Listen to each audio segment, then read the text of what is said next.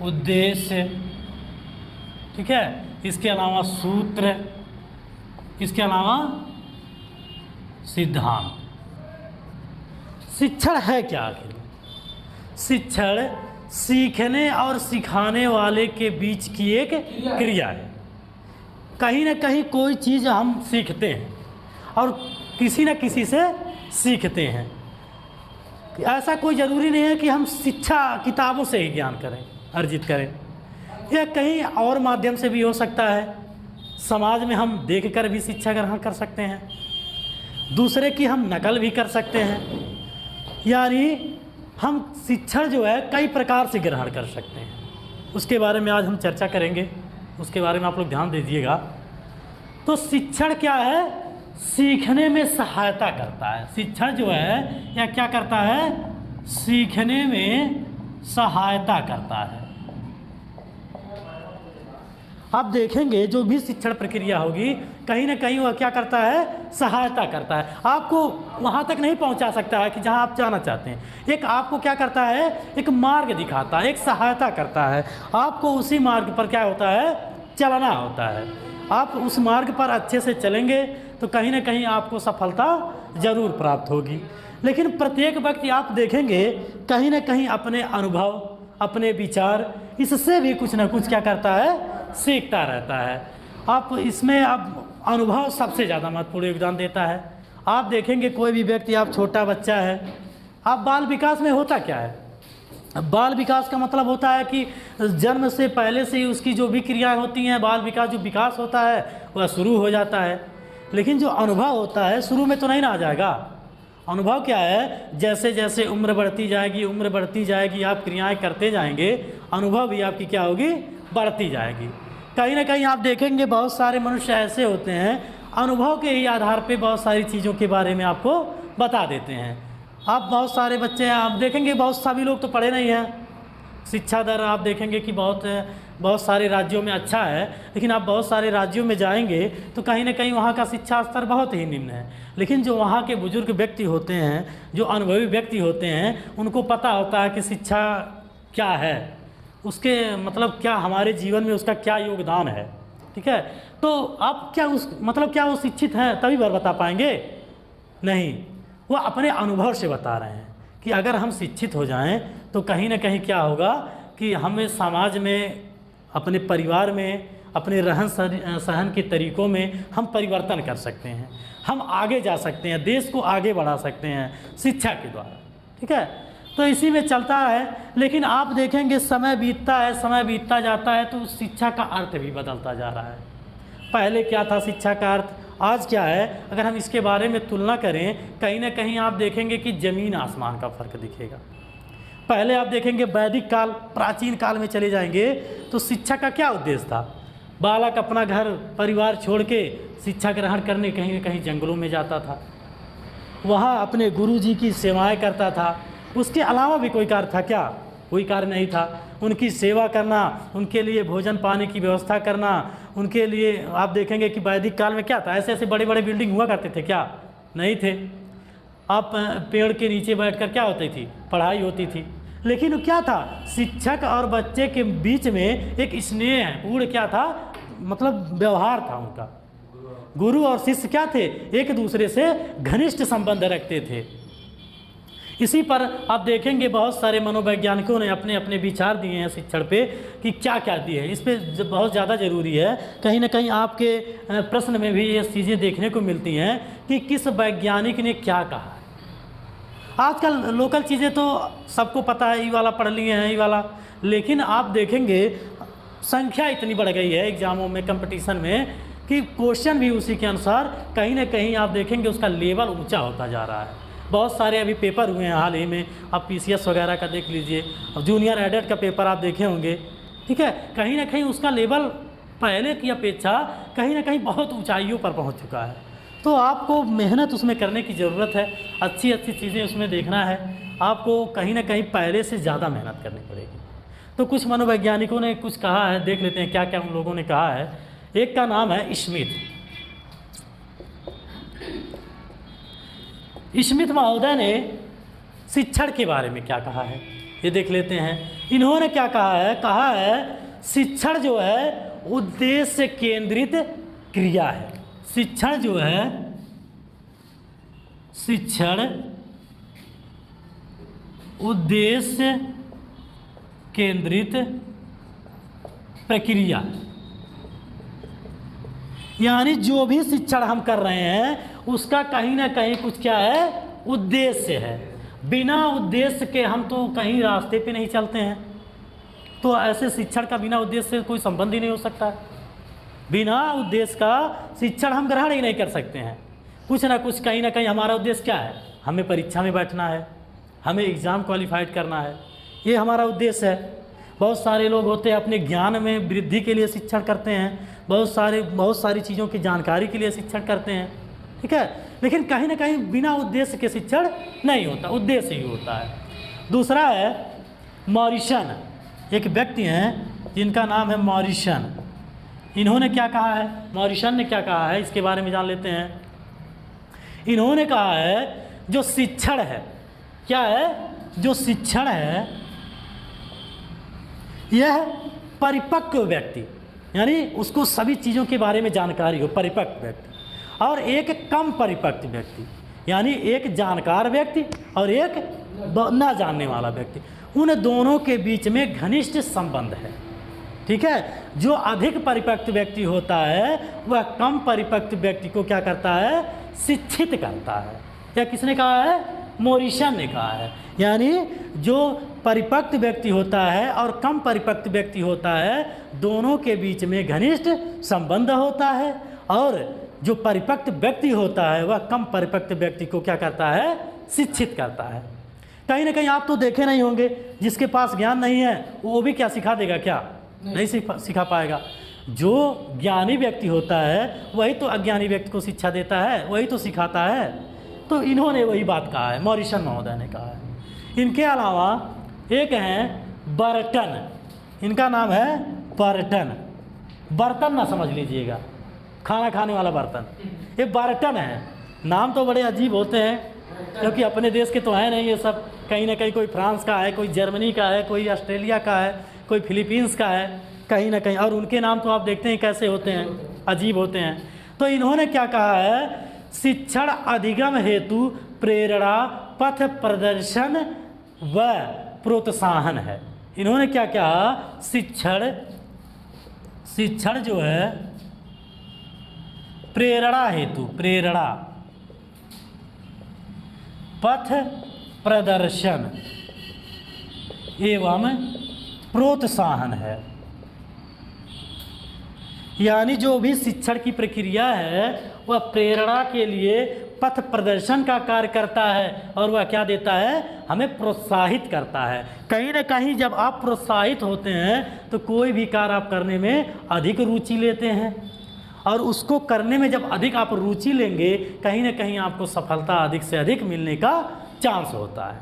अगर आप रुचि ही ना लगे किसी चीज़ को सीखने में, आप आए हैं पढ़ने, आप पढ़ रहे हैं और आपका मन लगवा नहीं कर रहा है, ठीक है, तो कहीं ना कहीं उसमें आपको सफलता नहीं मिलेगी। लेकिन आप कहीं ना कहीं अगर रुचि लेकर पढ़ रहे हैं तो उसमें कहीं ना कहीं आपको अधिक सक्रियता भी आप दिखाएंगे, और उसमें आप अधिक सीखने का प्रयत्न भी करेंगे, ठीक है। इसके अलावा एक व्यक्ति है थाइन, क्या नाम है इनका, थाइन, ये पाइन के भाई हैं थाइन, ठीक है, थाइन इनका नाम है। यह क्या कहते हैं, यह कहते हैं कि अधिगम में वृद्धि करना ही शिक्षण है। क्या कहते हैं, अधिगम में वृद्धि करना ही क्या है, अधिगम में वृद्धि करना ही शिक्षण है, ठीक है। आपके अधिगम में, अधिगम मतलब क्या होता है, सीखना, ठीक है। अधिगम का अर्थ क्या होता है, सीखना। यानी जो आप सीख रहे हैं आपके सीखने में कितना वृद्धि हो रहा है। अगर बढ़ रहा है तो ठीक है, कहीं बढ़ नहीं रहा है तो क्या है, बेकार है सारी चीज़ें। यानी थाइन महोदय ने क्या कहा है कि आपके अधिगम में अगर वृद्धि हो रहा है वही क्या है, शिक्षण की अच्छी प्रक्रिया है। यानी आपके अधिगम में क्या होना चाहिए, वृद्धि होना चाहिए, ठीक है। इसके अलावा एक व्यक्ति है हफ तथा डंकन, दो लोग हैं, एक है हफ और तथा क्या है, एक डंकन, डंकन, ठीक है। हाँ, इंडियन तो आपको देखने को बहुत कम मिलेंगे मनोविज्ञान साइकोलॉजी में, क्योंकि आप देखेंगे बहुत सारे प्रयोग हुए हैं, ठीक है। कहीं ना कहीं विदेशियों का इसमें वर्चस्व रहा है, भारतीय लोगों का योगदान इसमें बहुत कम देखने को मिलता है। ऐसा नहीं है, हमारे देश के आर्यभट्ट थे, जीरो की खोज किए थे, उनसे पहले नागार्जुन थे, चरक थे, चिकित्सा की खोज किए थे, बहुत सारे लोग हैं। उस शिक्षा के क्षेत्र में बहुत अभी योगदान बहुत कम देखने को मिलता है, ठीक है। हमारे शिक्षा के क्षेत्र में कहीं ना कहीं बहुत सारे लोग हैं, लेकिन इसमें मनोविज्ञान में बहुत कम लोगों का योगदान मिलता है, ठीक है। तो इन्होंने क्या कहा, हब तथा डंकन ने कहा है शिक्षण जो है 4 चरणों वाली प्रक्रिया है। इन्होंने शिक्षण को बताया है 4 चरणों वाली प्रक्रिया है, 4 चरणों वाली प्रक्रिया बताया है। इन्होंने कहा जो शिक्षण है यह 4 चरण में होता है। कितने चरण में होता है, 4 चरण में होता है। सबसे पहले वो इन्होंने बताया है योजना बनाना, ठीक है। योजना के बाद इन्होंने बताया है निर्देशन, ठीक है। योजना के बाद इन्होंने बताया है निर्देशन, निर्देशन के बाद बताया है इन्होंने मापन, ठीक है। और मापन के बाद इन्होंने बताया है मूल्यांकन, ठीक है। लास्ट में इन्होंने क्या बताया है, मूल्यांकन। यानी सबसे पहले योजना हम बनाएंगे, हमको क्या पढ़ाना है। अगर हम बिना योजना की कोई भी कार्य करते हैं, कहीं ना कहीं उसमें आपको सफलता मिलने की उम्मीद कम होती है। कोई भी कार्य अगर आप योजना के अंतर्गत करते हैं, एक योजना बना के करते हैं, आप कहीं ना कहीं देखेंगे उसमें आपको अच्छा परिणाम देखने को मिलेगा। इसलिए इन्होंने बताया कि सबसे पहले योजना बनाइए आप, फिर उसमें क्या करिए, आप निर्देशन दीजिए। एक आपके अंदर क्या होना चाहिए, एक निर्देशन होना चाहिए, निर्देश दीजिए, ठीक है। उसके बाद आप क्या करिए, बच्चों में जो भी आपका पढ़ाया हुआ जो निर्देश दिए हैं उसका क्या करिए, मापन करिए, मापिए कि आखिर में बच्चे सीख रहे हैं कि नहीं सीख रहे हैं, कैसा सीख रहे हैं। इसके बाद में बढ़िया से आप फिर उसको अपना फिर से बढ़िया से पढ़ाइए, प्रभाव आप उसको बनाइए, और लास्ट में क्या करिए, उनका मूल्यांकन करिए। मूल्यांकन क्या होता है, एकदम आखिर में, जैसे आप हाई स्कूल में आपने एडमिशन करवा लिया, आपने करवा लिया एडमिशन, कहीं ना कहीं एक योजना रही होगी आपकी कि हमको साइंस साइड से पढ़ना है, आर्ट साइड से पढ़ना है, आगे चलकर क्या बनना है। इसके अलावा आपका शिक्षक पढ़ाते हैं, शिक्षक जब आपको पढ़ाते हैं तो लास्ट में आप देखते होंगे आपके एग्ज़ाम करवाते हैं। अब बोर्ड का एग्ज़ाम हो गया, तो जो बोर्ड का एग्ज़ाम आप दे रहे हैं वही है आपका मूल्यांकन, ठीक है। उसी के अनुसार आपको क्या डिग्री दी जाती है, आपको श्रेणी दी जाती है, ठीक है। आप पास हैं, फर्स्ट डिवीज़न से हैं, सेकंड डिवीज़न से हैं, ठीक है। आपकी योग्यता के अनुसार आपको क्या मिलता है, मूल्यांकन में आपका परिणाम मिलता है, ठीक है। चलिए, ये हो गया। इसकी क्या हो गई, अर्थ और परिभाषा। इसको अब हम लोग क्या करते हैं, मिटाते हैं।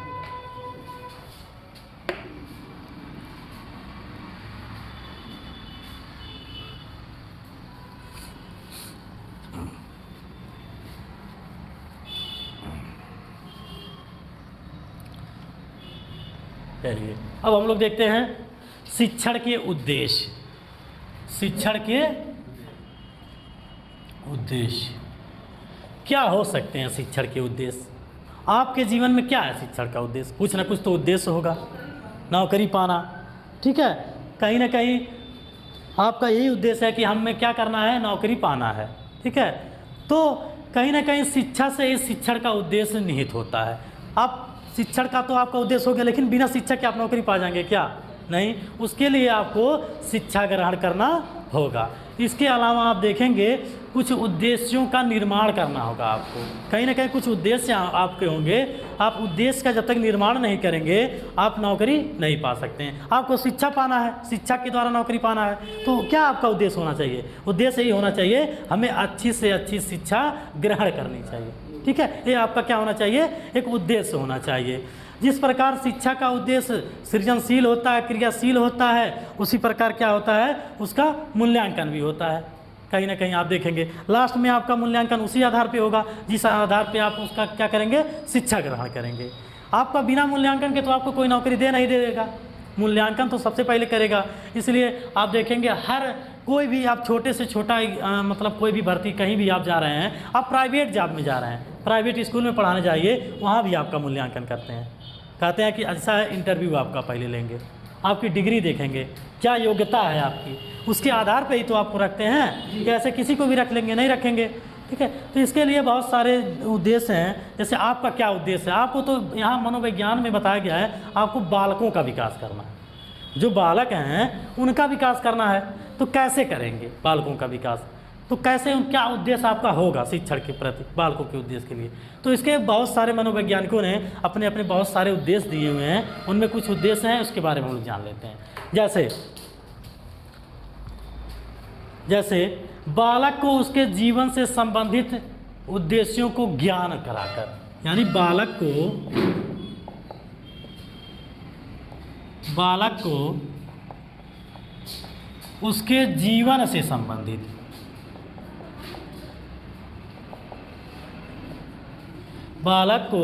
उसके जीवन से संबंधित उपयोगी ज्ञान प्रदान कराना। ठीक है, संबंधित उपयोगी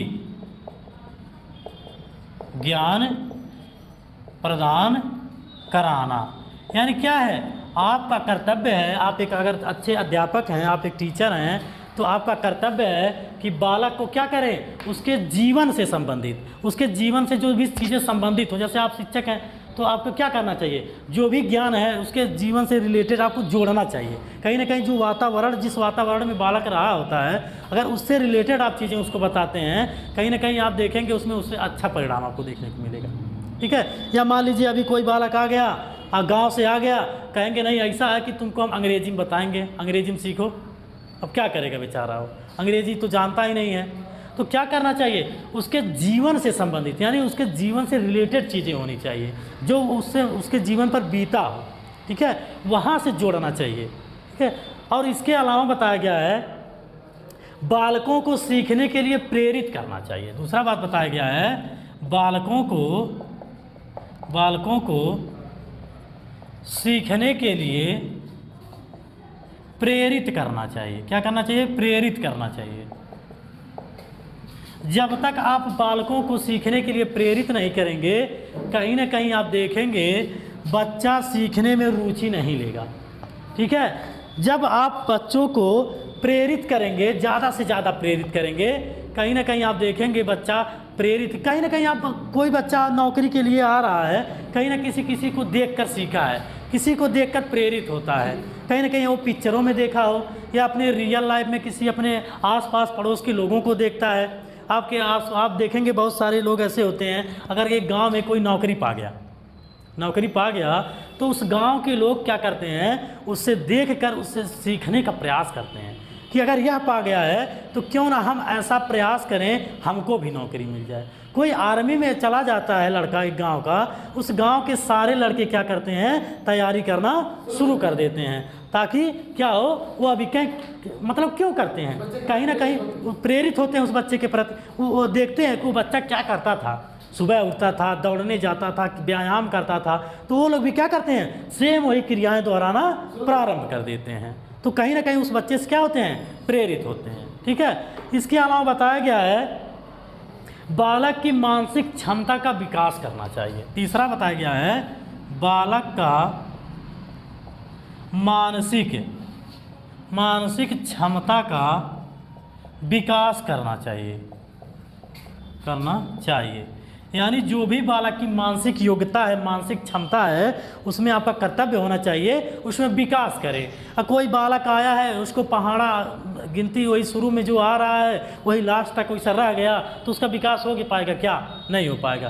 कहीं ना कहीं जो उसकी दिमाग की सोचने की क्षमता है, जांचने की क्षमता है, जो उसमें आपको क्या करना है, उसकी वृद्धि करना है। ठीक है, जब तक उसके सोचने की क्षमता में विकास यानी वृद्धि नहीं होगा, और वह कहीं ना कहीं आगे नहीं बढ़ पाएगा। आपका कर्तव्य है कि उसकी मानसिक विकास को बढ़ाएं। कहीं ना कहीं बच्चा अगर आया है, उसको अगर जोड़ घटाना नहीं आ रहा है, तो आपका कर्तव्य है जोड़ घटाना सिखाएं, गुणा भाग करना सिखाएं, उसके अलावा और सारे प्रश्न करने के बारे में बताएं। अगर वह सब कार्य कर ले रहा है बालक, तो आप समझ जाएंगे कि हाँ, इसकी मानसिक योग्यता में क्या हुआ है, वृद्धि हुआ है। ठीक है, इसके अलावा बताया गया है बालकों में पाई जाने वाली कुछ कुरीतियाँ होती हैं, कुछ कमियां होती हैं। ठीक है, कुछ गलतियां बालक करते हैं, उन गलतियों को क्या करना है, आपको उन गलतियों में ना करे बच्चे, उसमें सुधार लाना चाहिए। ठीक है। क्या करना चाहिए, जो भी बालकों में पाई जाने वाली कमियों में सुधार करना, ठीक है। बालक में जो भी कमियां हैं, जो भी उसके अंतर्गत मतलब कमियां हैं, उसको क्या करना है, उसमें सुधार करना। उन कमियों को, बच्चों की जो भी कमियां हैं उनको दूर करना चाहिए। इसके अलावा बताया गया है बालकों में जो है क्रियाशीलता का विकास करना, ठीक है। उनके बालकों में जो क्रियाशीलता है, क्रियाशीलता का विकास करना, यानी जो भी कार्य करने की क्षमता है बालकों की, उसमें क्या करना, विकास करना। जब तक आप उसके क्रियाशीलता यानी जो भी कार्य कर रहा है उसमें आप विकास नहीं करेंगे, आपका क्या योगदान है। कहीं ना कहीं आप बच्चों के विकास के बारे में ही सोच रहे हैं, ठीक है। तो उसमें विकास जब तक आप नहीं करेंगे तब तक वह कहीं ना कहीं कमियां उसमें मिलता रहेगा। इसके अलावा बताया गया है बालकों में संवेदनशीलता का विकास करना। चलो अगला बताया गया है बालकों में संवेदनशीलता का विकास करना, यानी जो बालक है आपका कर्तव्य है कि उससे संवेदनशील बनाएं, उसके अंदर धैर्य लाए, उसके अंदर जो भी क्रियाएं हो एक प्रकार से ऐसा ना रहे कि मतलब कहीं कुछ भी बोल जाए। एक धैर्यवान व्यक्ति होना चाहिए उसे, ठीक है। कहीं ना कहीं आप देखेंगे, आप जो भी मतलब मनुष्य, जो भी व्यक्ति, जो भी बच्चा संवेदनशील होता है, कहीं ना कहीं आप देखेंगे उसके ज्ञान में अधिक वृद्धि होती है।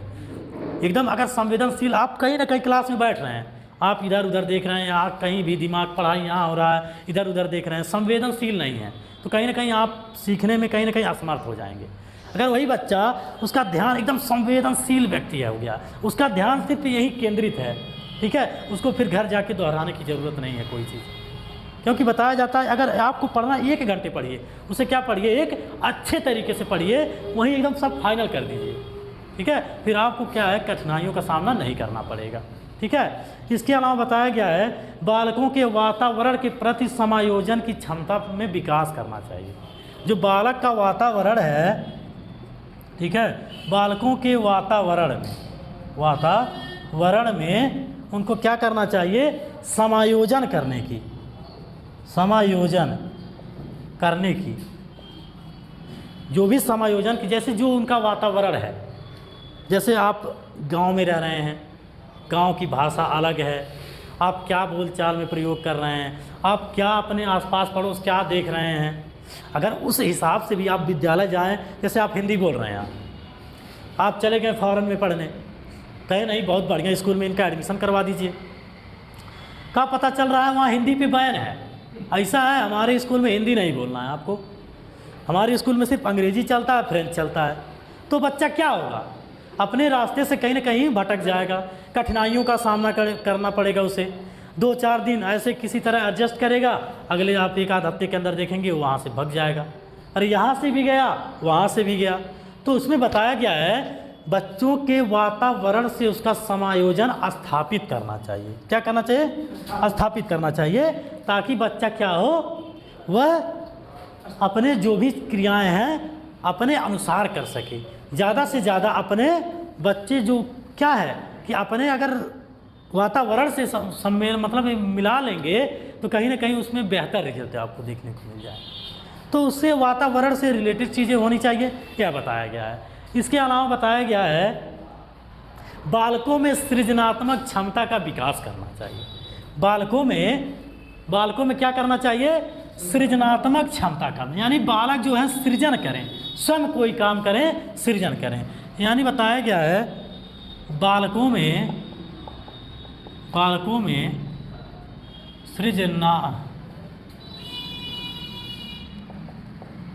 सृजनात्मकता का विकास करना चाहिए।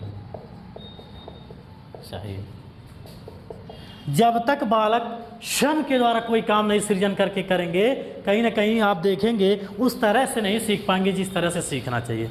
आप कोई भी कार्य आप कर रहे हैं, आप उसको स्वयं सृजन करिए, आप अपने मस्तिष्क के अंदर लाइए, ठीक है।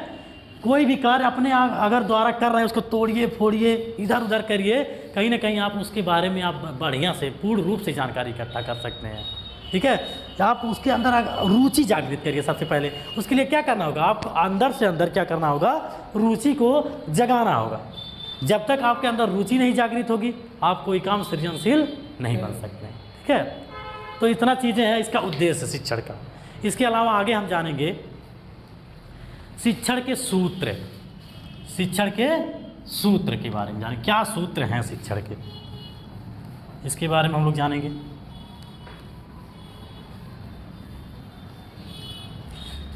शिक्षण के सूत्र, क्या क्या शिक्षण के सूत्र हो सकते हैं। ठीक है, कहीं ना कहीं आप देखेंगे कोई भी शिक्षक अपनी शिक्षण प्रक्रिया को प्रभावशाली बनाने के लिए किसी न किसी सूत्र का क्या करता है, किसी न किसी नियम का पालन करता है, उसका प्रयोग करता है। कहीं ना कहीं कोई ऐसा नहीं है कि आया पढ़ा के चला गया, कोई मतलब नहीं रहा। कहीं ना कहीं किसी विधि का प्रयोग करता है, किसी सूत्र का प्रयोग करता है। क्यों करता है, क्योंकि अपनी शिक्षण जो प्रक्रिया उसको प्रभावशाली बनाना है। जब तक शिक्षण प्रक्रिया प्रभावशाली नहीं रहेगा कहीं ना कहीं बच्चे रुचि उसमें नहीं लेंगे। ठीक है, आप ऐसी शिक्षण प्रक्रिया आप देखेंगे, आप पढ़ाने आएँ एकदम बोरिंग टाइप लगे। जब बोरिंग टाइप लगेगा कहीं ना कहीं बच्चे भी बोरिंग होंगे, कोई वहाँ चेयर पे सो जा रहा है, कोई डेस्क पे सो जा रहा है, कहीं सो जाएंगे बच्चे। तो क्या करना चाहिए, शिक्षण प्रक्रिया को प्रभावशाली बनाने के लिए शिक्षक क्या करते हैं, कहीं ना कहीं किसी न किसी नियम का प्रयोग करते हैं, किसी सूत्र का प्रयोग करते हैं। ठीक है, तो उसमें कुछ नियम है, कुछ वैज्ञानिकों ने अपना अपना नियम दिया है। जैसे पहला इसमें क्या है, सरल से जटिल, सरल से कठिन या जटिल। पहले इसमें बताया गया है उसको प्रभावशाली से बनाने के लिए सबसे पहले शिक्षक क्या करना चाहिए, शिक्षक को बच्चों को चाहिए कि पहले सरल से सरल बातें बताए, यानी आसान आसान चीज़ें बच्चों के बारे में बच्चों को बताए। उसके बाद क्या करे, कठिन चीज़ों को बताए। नहीं तो क्या पता चले पहले स्टार्ट जैसे किए बच्चों को आप कठिन कठिन चीज़ें बताना शुरू कर दिए, बच्चा क्या हो गया, तुरंत क्या होगा, वह कहीं ना कहीं उसका दिमाग आपके क्लास में नहीं लगेगा। आप ऐसा चीज़ बताइए ना एकदम सरल सरल। जैसे पहले बच्चे को आप क्या बताइए, पहले गिनती बताइए, गिनती के बाद पहाड़ा बताइए, पहाड़ा के बाद तब जाके आप जोड़ घटाना बताइए, जोड़ घटाना, फिर गुणा भाग।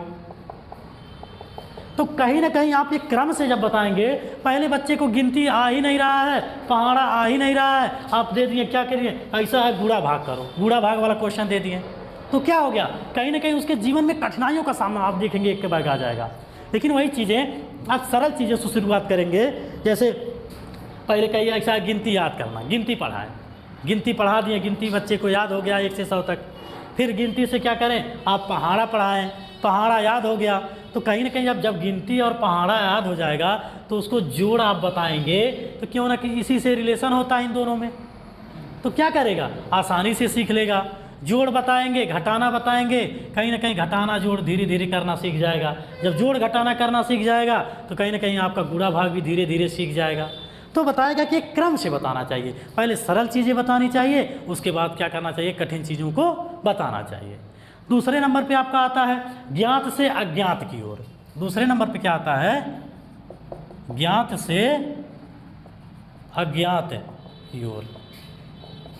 ठीक है, इसमें बताया गया है शिक्षक को चाहिए कि सबसे पहले जो भी विषय आपको कक्षा में पढ़ाना है, बच्चों को जो भी शिक्षा देना है, जो भी शिक्षा वाली क्रियाएं करनी है, वह सबसे पहले बच्चों को उसके बारे में बता देना चाहिए। ठीक है, उसके बारे में सबसे पहले बच्चों को बता, ऐसा है बच्चे कल हम आपको 5वां चैप्टर या 6वां चैप्टर पढ़ाएंगे, इसको आप लोग पढ़ के आ जाइएगा। उसके बारे में बता दीजिए जो भी कहानी हो, जैसे क्या था कि रानी लक्ष्मीबाई की कहानी है कि रानी लक्ष्मीबाई का पाठ पढ़ाना है, तो उसके बारे में थोड़ा सा बता दीजिए, रानी लक्ष्मीबाई ऐसी थी, यहाँ लड़ी थी, घोड़े जाती थी। ठीक है, तो आप इसके बारे में थोड़ा थोड़ा बच्चों को बता देंगे तो कहीं ना कहीं बच्चे क्या होंगे, उसके बारे में घर जाकर भी एक बार पढ़ेंगे। तो जब उसके बारे में जानकारी एकत्रित कर लेंगे, जब पढ़ाएंगे तो कहीं ना कहीं बच्चों को अच्छे से समझ में आ जाएगा और आसानी से समझ जाएंगे। इसके बाद में क्या करें, जब उसको समझ जाए बच्चे तब क्या करें, नई नई चीज़ों को उसमें जोड़ें, कठिन कठिन जो चीज़ें हैं तब जाकर बताएं उसको। नहीं तो क्या पता पहले कठिन नया नया चीज़ बता दीजिए लाके, पाठ में रावण करे, तब जाके उसको बाद में आसान वाला चीज़ बताइए, तो बच्चा उसमें कन्फ्यूज हो जाएगा। तो आपको क्या करना है, पहले जो चीज़ें ज्ञात हो, ज्ञात में लाई जाए, मतलब ऐसा चीज़ बताइए जो बच्चे को पहले ज्ञान में हो जाए, उसके बाद में अज्ञात वाली चीज़ें जो जान नहीं रहे बच्चे तब उसके बारे में बताइए, ठीक है। इसके अलावा अगला है विश्लेषण से संश्लेषण। तीसरा है विश्लेषण से संश्लेषण, ठीक है, विश्लेषण से संश्लेषण। इसमें बताया गया है कि अध्यापक को चाहिए कि सबसे पहले जो भी चीज़ें कक्षा में आपको पढ़ाना है उसको पहले आप पढ़ाने से पहले एक विश्लेषित कर लीजिए, इस सबको क्या करिए, एक तरह से एकत्रित कर लीजिए, इकट्ठा कर लीजिए, उसके बारे में सबसे पहले स्वयं अध्ययन कर लीजिए, एकदम बढ़िया से बढ़िया जो भी चीज़ें पढ़ाना हो कहीं ना कहीं से आप लाकर एकत्रित कर लीजिए।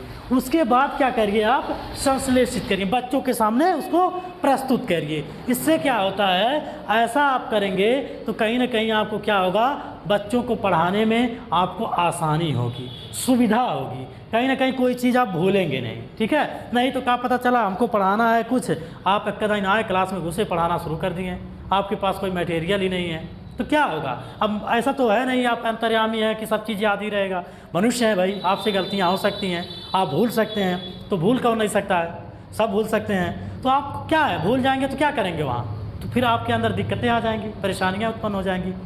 तो इसीलिए बताया गया है सबसे पहले शिक्षक को स्वयं सारी चीज़ों को इकट्ठा कर लेना चाहिए, ठीक है, सारी चीज़ें एकत्रित कर लेनी चाहिए, जो भी ज्ञान देना है, तब जाके क्या बताना चाहिए, बच्चों को बताना चाहिए, ठीक है। इसके अलावा आगमनात्मक से निगमनात्मक एक विधि है, आगमनात्मक से निगमनात्मक, ठीक है, एक विधि है आगमनात्मक से निगमनात्मक विधि। इसमें बताया गया है, इसमें शिक्षक को चाहिए कि शिक्षक सबसे पहले क्या करे कि कोई भी चीज़ पढ़ाना हो आपको, कोई भी नियम बताना हो आपको, तो सबसे पहले नियम से पहले आपको उदाहरण बता देना चाहिए, ठीक है। कोई भी चीज़ बताना हो तो नियम से पहले क्या बताना चाहिए, आपको उदाहरण बता देना चाहिए। कैसे आपको पढ़ाना है प्रकृति के बारे में, तो उसका उदाहरण दे देना चाहिए। ऐसा है, देखो प्रकृति में क्या हो रहा है, अभी छाँव आ जा रहा है तो ठंडी लगने लग रहा है, धूप आ जा रहा है तो गर्मी होने लग रहा है, ठीक है। तो अपने प्रकृति को पहले क्या करना चाहिए, उसको उदाहरण के रूप में प्रस्तुत करके उसके बारे में उदाहरण देके समझा देना चाहिए, तब जाके उसके बारे में आपको बताना चाहिए। यही है क्या है, आगमनात्मक से निगमनात्मक विधि। अगला आता है आपका निगमनात्मक से आगमनात्मक। ये जो निगमनात्मक से आगमनात्मक है, ये क्या है, सेम इसी का उल्टा है।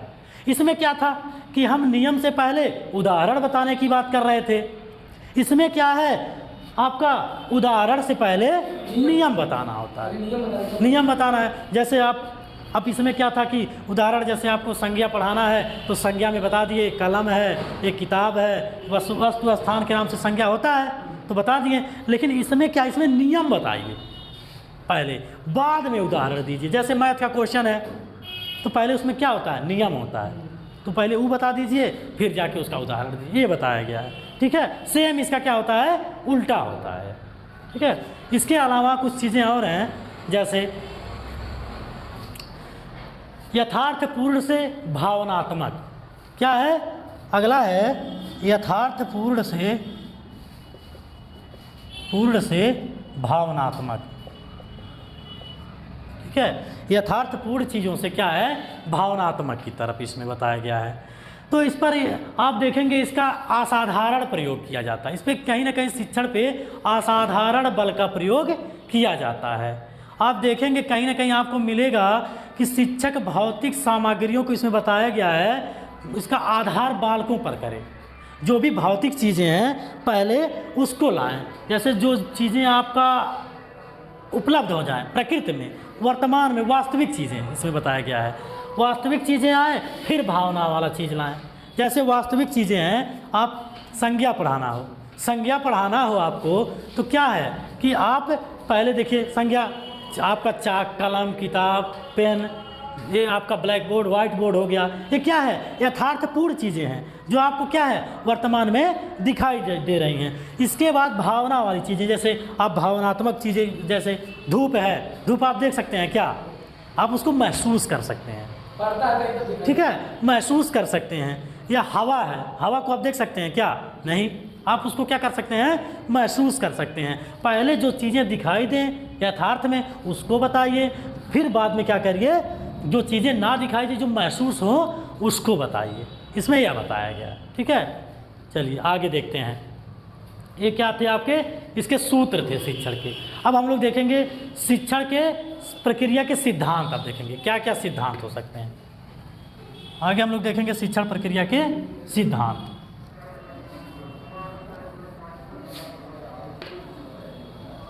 ठीक है, क्या क्या सिद्धांत हो सकते हैं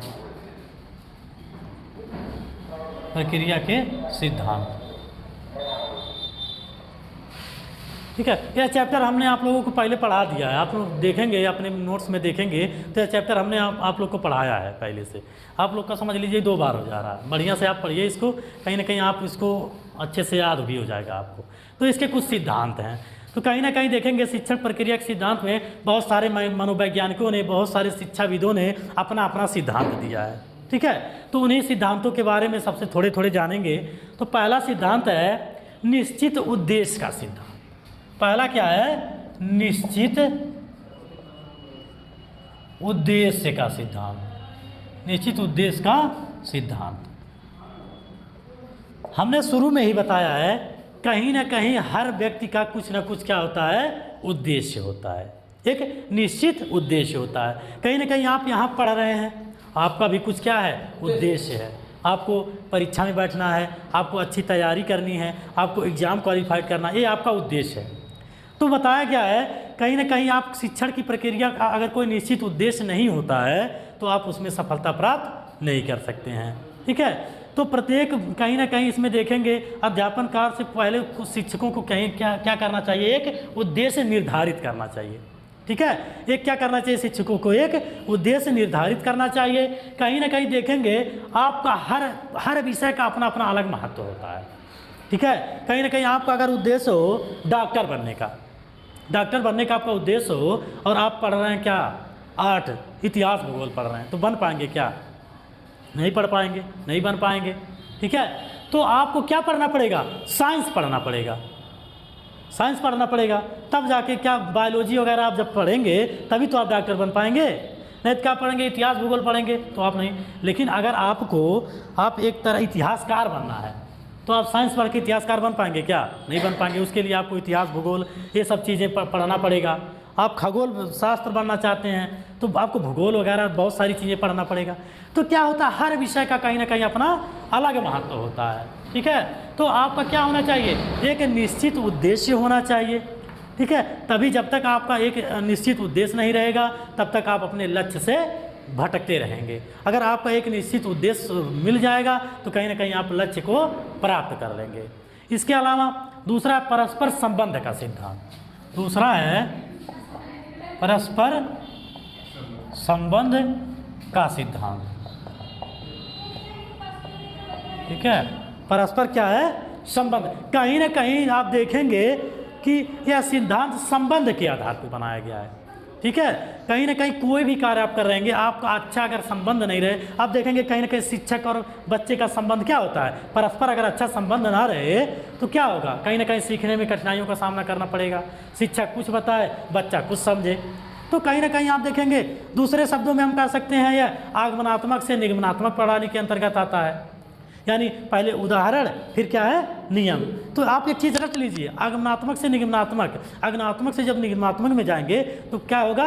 नियम से पहले उदाहरण। इसी का उल्टा, निगमनात्मक से आगमनात्मक जाएंगे तो उदाहरण से पहले नियम। ठीक है, ये बहुत बार आपके एग्जामों में पूछा गया है। ठीक है, ये चीज़ें रख लीजिएगा। एक याद करेंगे, दूसरा क्या होगा आपको ऑटोमेटिक याद हो जाएगा, क्योंकि सेम उसका क्या होता है, उल्टा होता है। ठीक है, तो इसमें बताया गया है कि इसमें कोई अध्यापक अपने वर्ग के संज्ञा के विषय में अगर पढ़ाता है तो अपने आस पास की चीज़ों को उसमें जोड़ता है। ठीक है, यही हो गया डाक, चाक, डस्टर, मेज, कुर्सी। ठीक है, तो ये सारे क्या है, तो संबंध होना चाहिए।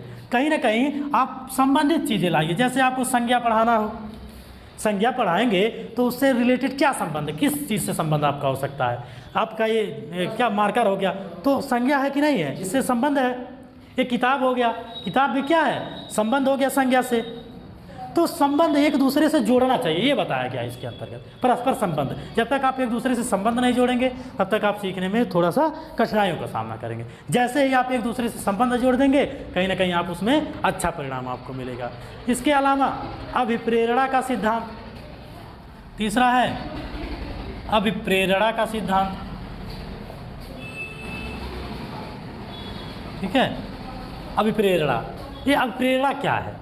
ठीक है, तो अधिगम प्रक्रिया में यानी सीखने की प्रक्रिया में आप देखेंगे अभिप्रेरणा जो है एक असाधारण भूमिका निभाता है।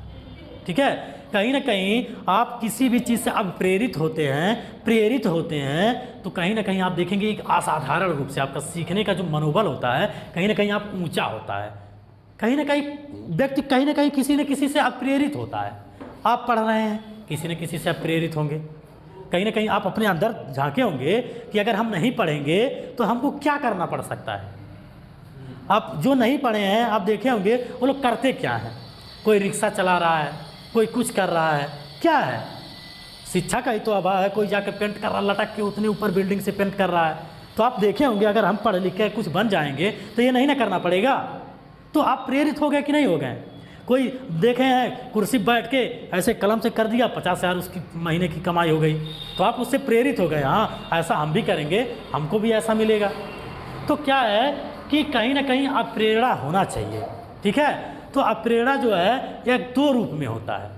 कहीं ना कहीं आप प्रेरणा को आप देखेंगे दो रूप में भी आपको मिल सकता है। एक होता है अपनी आंतरिक अप्रेरणा, एक होता है बाह्य अप्रेरणा। आप आंतरिक अप्रेरणा देखेंगे कहीं ना कहीं आप अपने अंदर उसको आप उत्पन्न करते हैं, अपने अंदर की चीज़ों को देख कर। जैसे आप क्या कर रहे हैं, आप बहुत सारे कठिन काम कर रहे हैं, आपको ऐसा वक्त आ गया कि इतना कठिन काम करना पड़ जा रहा है जिससे आप क्या करेंगे, एक अप्रेरित होंगे किसी व्यक्ति को देखकर कि अगर हम भी कुछ करते हैं, ऐसा करते हैं तो हमको आज यह काम नहीं करना पड़ता। ठीक है, तो आप अपने अंदर से, और एक चीज़ जानिएगा, जो भी आप प्रेरणा आप अपने अंदर से लाएंगे कहीं ना कहीं उसमें आप अधिक से अधिक मेहनत करेंगे। ठीक है, अधिक से अधिक आप ऊंचाइयों पर जा सकते हैं। और दूसरा क्या होता है, दूसरे को देखकर, कहीं आप देख रहे हैं उसको देखकर आप प्रेरित हो जाते हैं, ऐसा हम भी ऐसा करते हैं तो हम भी ऐसा रहते हैं। कोई कार से जा रहा है, आप सोच रहे हैं हम भी ऐसा कोई अच्छा काम करते हैं तो हम भी आज कार से चलते हैं। ठीक है, इसके अलावा पुनरीक्षण एवं अभ्यास का सिद्धांत अगला है, पुनरीक्षण एवं अभ्यास का सिद्धांत। यानी पुनः निरीक्षण, पुनरीक्षण का मतलब क्या होता है, पुनः निरीक्षण, और क्या है, अभ्यास। एक चीज़ आप सुने होंगे, बताया जाता है कि अभ्यास के बिना मनुष्य क्या होता है, अधूरा होता है। कोई भी कार्य आप देखेंगे, अभ्यास अगर आप नहीं कर रहे हैं तो कहीं ना कहीं आपको समय के साथ साथ वह आपसे भूलता जाता है। ठीक है, इसलिए बताए कहानी है, करत करत अभ्यास ते जड़िमत होत सुजान और रस्सी आवत जात ते सील पड़त निशान। यानी जो इसमें बताया गया है कि कहीं ना कहीं जैसे जो रस्सी है कुएं के जगत पे आते जाते उस पर निशान पड़ गया है उसके, इसी प्रकार अगर कोई कमज़ोर व्यक्ति है, कोई मतलब कम बुद्धि वाला व्यक्ति है, अगर अभ्यास करे, बार बार अभ्यास करे, कभी ना कभी वो विद्वान बन सकता है अभ्यास करने से। ठीक है, तो इसमें बताया गया है कि यह प्रसिद्ध मतलब एक युक्ति है, लोक युक्ति है आदमियों का कि अभ्यास के बिना मनुष्य अधूरा होता है। ठीक है, कहीं ना कहीं आप सुने भी होंगे कि अभ्यास के बिना क्या होता है, मनुष्य अधूरा होता है। तो क्या करना है, अभ्यास जो है शिक्षण अधिगम प्रक्रिया में कहीं ना कहीं एक महत्वपूर्ण भूमिका निभाती है। अभ्यास आप नहीं करते हैं तो क्या है, आप कहीं ना कहीं आपको चीज़ें भूलती जाएंगी। और छात्र क्या करता है, अभ्यास के ही द्वारा आप देखेंगे कि आगे बढ़ता जाता है, बहुत सारी चीज़ें उसको याद रहती हैं। आप अगर अभ्यास बच्चा ना करे तो नहीं याद हो पाता है। इसके अलावा आता है पुनर्बलन का सिद्धांत। अगला है पुनर्बलन, पुनर्बलन का सिद्धांत। ठीक है, तो सबसे पहले चीज़ आपको यह जानना है कि यह पुनर्बलन जो है इसका सिद्धांत किसने दिया था। पुनर्बलन का सिद्धांत किसने दिया था, किस ये पूछता है आपके क्वेश्चन में कि पुनर्बलन का सिद्धांत किसने दिया था। आप एक चीज़ हम आपको कहानी बताए थे, किसी ने चूहे पर प्रयोग किया था, चूहे पर अपना प्रयोग किया था और क्या किया था कि वह चूहे को एक क्या किया था, बॉक्स में बंद कर दिया था, बंद कर दिया था चूहे में, बॉक्स में। फिर वह चूहा इधर उधर उछल कूद करके अपना भोजन प्राप्त कर रहा था। तो उसी व्यक्ति ने दिया है पुनर्बलन का सिद्धांत। उनका नाम है B.F. स्कीनर। क्या नाम है? B.F. स्कीनर। ठीक है, स्कीनर महोदय ने इस सिद्धांत को दिया था। इन्होंने इस सिद्धांत पर बताया था कि पुनर्बलन के द्वारा कोई भी कार्य हम कर सकते हैं। और एक चीज़ इन्होंने और बताया है, पुनर्बलन 2 प्रकार का होता है। पुनर्बलन क्या होता है? 2 प्रकार का होता है। एक होता है नकारात्मक और एक होता है सकारात्मक पुनर्बलन होता है।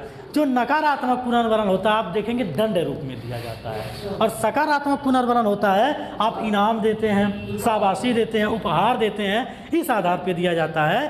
कहीं ना कहीं जो सकारात्मक पुनर्बलन होता है कहीं ना कहीं आपके ज्ञान में, आपके विकास में वृद्धि करता है, लेकिन वही नकारात्मक वाली जो चीज़ें होती हैं कहीं ना कहीं आपके विकास में कमी लाता है। आपकी जो भी मानसिक क्षमता होती है कहीं ना कहीं बहुत सारी नकारात्मक, आप बच्चा क्लास में पढ़ रहा है उसको आपने प्रश्न कर लिया, प्रश्न नहीं बता पाया, लेकिन कहीं बता लिया आपने, उसको शाबाशी बढ़िया इनाम दे दिया तो सकारात्मक हो गया, वो और ज़्यादा रुचिकर हो जाएगा। लेकिन वही बेचारा नहीं बता पाया और उसको आप कूट दिए वहीं डंडे से, तो क्या हो जाएगा? कहीं ना कहीं उसमें नकारात्मक प्रभाव पड़ जाएगा, वह विद्यालय छोड़ सकता है। ठीक है, और पढ़ाई में फिर आपकी क्लास में नहीं बैठेगा, वो कहेगा कैसा आप फिर मार देंगे हमको। तो यही चीज़ें होती हैं। ठीक है, तो हमेशा क्या करना चाहिए? सकारात्मक पुनर्बलन का प्रयोग करना चाहिए। इसके अलावा उत्तेजना या प्रोत्साहन का सिद्धांत है। अगला है उत्तेजना या प्रोत्साहन का सिद्धांत। इसमें बताया गया है एक अध्यापक को चाहिए कि बच्चों के अंदर उत्तेजना को जागृत करे, यानी बच्चों को सीखने के लिए उत्तेजित करे।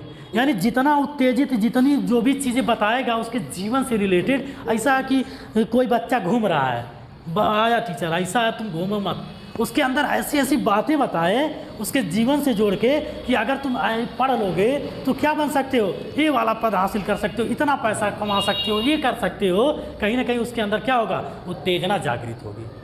किसी व्यक्ति की उदाहरण दे, जैसे आपके स्वामी विवेकानंद हो गए, ठीक है, और किसी व्यक्ति का महात्मा गांधी का उदाहरण दे, उसके अंदर उत्तेजना जागृत करे, तो कहीं ना कहीं वह बच्चा, वो जब उत्तेजित एक बार हो गया ना, तो कहीं ना कहीं आप देखेंगे कि वह बच्चा बहुत अच्छी तरीके से सीखेगा, उसके ज्ञान में वृद्धि आपको अधिक से अधिक देखने को मिलेगी। ठीक है, आप इसके अधिगम में, उसके सीखने में कहीं ना कहीं आप वृद्धि देखेंगे। ठीक है, तो यह बहुत ज़रूरी है उत्तेजना। और प्रोत्साहन तो आप जान ही रहे हैं, प्रोत्साहन देना, प्रोत्साहन तो देंगे तब तो खुश हो जाएगा, ऑलरेडी खुश हो जाएगा। ठीक है, चलिए एक लास्ट टॉपिक बचा इसमें, उसको देख लेते हैं, ये फिर ये चैप्टर आपका खत्म हो जाएगा। देखते हैं,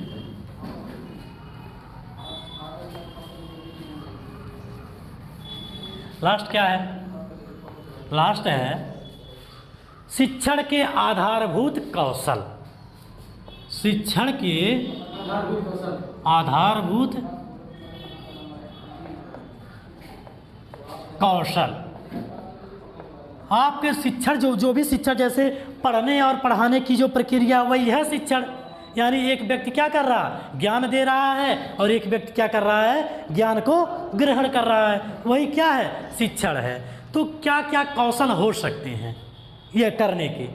आप देखेंगे कहीं ना कहीं कुछ कौशल होते हैं। इसमें से मेन कौशल क्या होता है? आप देखेंगे सूक्ष्म शिक्षण होता है। क्या होता है, सूक्ष्म शिक्षण में बहुत सारे कौशलों का आपका प्रयोग किया जाता है। आप देखेंगे सूक्ष्म शिक्षण के माध्यम से क्या है सूक्ष्म शिक्षण, ऐसा क्या चीज़ है। तो आप देखेंगे एक अध्यापक जो होते हैं उनको एक पूर्ण रूप से अध्यापक बनाने के लिए अपने ही कक्षा में क्रियाएं करवाया जाता है, ताकि जो उनके अंदर के भय हो, डर हो, जो ज्ञान है, पढ़ाने का तरीका हो, उसमें क्या हो सके, सुधार हो सके। ठीक है, बच्चों को अच्छा ज्ञान दे सकें, इसीलिए ये सूक्ष्म शिक्षण कौशल कराया जाता है। और सूक्ष्म शिक्षण कौशल में बहुत सारे सोपान आते हैं, बहुत सारे क्रम बाई क्रम क्या आती हैं, प्रक्रिया आती हैं, वही कराया जाता है। और क्यों कराया जाता है आपको बता ही दिए हैं, ताकि उनके शिक्षक के अंदर जो भी कमियां हो वह दूर किया जा सके। कमियों को दूर करने के लिए यह क्रिया कराई जाती है। ठीक है, तो मतलब समझ लीजिए एक प्रकार से उनके कौशलों में विकास किया जाता है। ठीक है, तो इसमें एक महोदय है, एक वैज्ञानिक हैं, वह क्या बताते हैं सूक्ष्म शिक्षण के बारे में। उनका नाम है यन यल गेज। क्या नाम है, यन यल गेज। इन्होंने क्या बताया है सूक्ष्म शिक्षण के बारे में, देखिए क्या बताया है इन्होंने सूक्ष्म शिक्षण के बारे में बताया है कि शिक्षण कौशल को इस तरह परिभाषित किया। इन्होंने कहा है कि शिक्षण कौशल वह विशिष्ट अनुदेशन प्रक्रिया है, कि शिक्षण कौशल वह विशिष्ट अनुदेशन प्रक्रिया है जिससे क्या होता है, अध्यापक अपनी कक्षा शिक्षण में प्रयोग करता है। उस प्रक्रिया का प्रयोग अध्यापक क्या करता है, अपने शिक्षण कक्षा में करता है, जिसे शिक्षक अपने कक्षा के अंतर्गत अंतःक्रिया के रूप में करता है। क्यों करता है, इसलिए क्योंकि अगर यह आप कोई भी एक उदाहरण ले लीजिए, आप कोई भी कार्य करिए, पहली बार में सीधा जाके कर लीजिए बिना ट्रायल का, तो सफल हो पाएगा क्या, नहीं हो पाएगा। आप देखेंगे कोई भी, अब बहुत सारे हथियारों का भारत में परीक्षण चल रहा है, तो सबसे पहले उसका परीक्षण किया जाता है, परीक्षण करने के बाद ही उसका प्रयोग किया जाता है। इसी प्रकार समझ लीजिए एक परीक्षण है, सूक्ष्म शिक्षण के द्वारा एक परीक्षण किया जाता है शिक्षण का। परीक्षण में शिक्षक पास किया हो जाता है तो फिर उसको क्या होता है, आगे पढ़ाने का मौका दिया जाता है। इसमें बहुत सारे कौशल हैं, उसके बारे में हम लोग जान लेते हैं क्या क्या कौशल हैं। ठीक है, जैसे पहला समीप, इसमें पहला कौशल क्या है, उद्दीपन। पहला क्या है, उद्दीपन। उद्दीपन के बाद क्या है, समीपता। समीपता के अलावा आप देखेंगे पुनर्बलन है। क्या है, पुनर्बलन आ जाता है। आप बच्चे को पुनर्बलन देंगे तो कहीं ना कहीं बच्चा क्या होगा, अधिक सीखने में रुचि लेगा। इसके अलावा विकेंद्रीय प्रश्न, बिना केंद्र के। ठीक है, विकेंद्रीय, ठीक है, पुनर्बलन देखिए बता रहे हैं। जो पुनर्बलन होता है, जैसे आप पढ़ रहे हैं, आप पढ़ाई में अच्छे हैं, हमने प्रश्न किया आपसे और आप क्या किए, उत्तर तुरंत दे दिए। अगर हम आपको कह दें कि ऐसा शाबाश, बहुत बढ़िया, बहुत अच्छे, या आपको एक पेन गिफ्ट दे दें, ठीक है, तो क्या है, आपकी मतलब जो आत्मविश्वास है वो बढ़ जाएगी। आपको यही पुनर्बलन मिल गया। ठीक है, जो शाबाशी हमने दिया है वो क्या है, वही पुनर्बलन का काम करता है। आपके अंदर कहीं ना कहीं आपको कोई शाबाशी दे दे, आपको कोई इनाम दे दे, कहीं ना कहीं आपका मन और बढ़ जाएगा और मेहनत करेंगे आप। ठीक है, तो यही पुनर्बलन होता है, पुनर्बलन देना चाहिए। ठीक है, इसके अलावा विकेंद्रीय प्रश्न, बिना केंद्र का। एक होता है केंद्रीय प्रश्न, यानी केंद्र बिंदु मान के प्रश्न दिया जाता है। इसके अलावा व्याख्यान। ठीक है, व्याख्यान यानी जो भी चीज़ पढ़ाना उसके बारे में विस्तृत व्याख्यान दीजिए, पढ़ाइए, उसके बारे में जानकारी दीजिए। ठीक है, फिर उसके बाद बताया गया है नियोजित पुनरावृत्ति एवं संप्रेषण। नियोजित पुनरावृत्ति एवं समायोजन। ठीक है, क्या समायोजन है, संप्रेषण। ठीक है, संप्रेषण यानी आप एक नियोजित रूप से पुनरावृत्ति करें, यानी दोहराएं। इसके अलावा संप्रेषण बना दें। ठीक है, पुनरावृत्ति का मतलब क्या होता है, दोहराना। ठीक है, इसके अलावा विन्यास प्रेरणा। विन्यास प्रेरणा यानी क्या करें, आप प्रेरित करें बच्चों को, ठीक है, प्रेरणा दे। इसके अलावा मौन एवं अशाब्दिक अंतःक्रिया, मौन एवं अशांति, ठीक है, यानी मौन कहते नहीं है कि ऐसा है एकदम शांति से मौन होकर के 2 लाइन इस चैप्टर को पढ़ो अभी मैं पूछूंगा। हाँ, हिंदी के लेसन में ऐसा ज़्यादातर होता है, या किसी भी चैप्टर में ऐसा, इसको पढ़ो अभी मैं पूछूंगा, तो बच्चे मौन होकर उसको पढ़ते हैं, जल्दी जल्दी पढ़ते हैं कि अभी पूछेंगे। तो वही मौन वाली प्रक्रिया, मौन ऐसे धारण करके, ठीक है। इसके अलावा प्रश्न पूछना, फिर जब प्रश्न पूछेंगे, भाई मौन जब करवा दिए तो बाद में प्रश्न पूछेंगे ही। इसके अलावा खोजपूर्ण प्रश्न, खोजपूर्ण प्रश्न, यानी पहले तो नॉर्मल प्रश्न पूछेंगे, लेकिन बाद में क्या करेंगे, खोज के बढ़िया बढ़िया प्रश्न फिर हम पूछेंगे बच्चों से। इसके अलावा आप देखेंगे छात्र व्यवहार का ज्ञान कराएंगे, छात्र व्यवहार का ज्ञान, यानी जो छात्र का व्यवहार है इसका ज्ञान हम देखेंगे नहीं कि इसके व्यवहार में परिवर्तन हुआ कि नहीं हुआ है, ऐसे ही है तो क्या पढ़ाने का मतलब कुछ रह जाएगा क्या, नहीं रह जाएगा। यानी जो उसके व्यवहार में परिवर्तन अगर आ जाए, कहीं पहले बच्चा आता था ऐसे इधर उधर घूमता था, पढ़ाई में नहीं रुचि लेता था, फिर लास्ट तक ऐसा रह गया, नहीं तो ला के क्या पता चले कि वहाँ पढ़ाई में रुचि ले रहा है, वो अच्छे से बात कर रहा है लोगों से, तो क्या है, यही परिवर्तन देखना है आपको। अगर अच्छा कर रहा है तो समझ लीजिए कि आपका योगदान सार्थक है, ठीक है। इसके अलावा उच्च स्तरीय प्रश्न करना, क्या करना, उच्च स्तरीय प्रश्न करना, प्रश्न लास्ट में क्या करेंगे, उच्च स्तरीय प्रश्न करेंगे, ताकि क्या है, बच्चा आसानी वाला तो दे रहा है, तब उच्च स्तरीय प्रश्न करेंगे, ठीक है। इसके अलावा फिर ये चैप्टर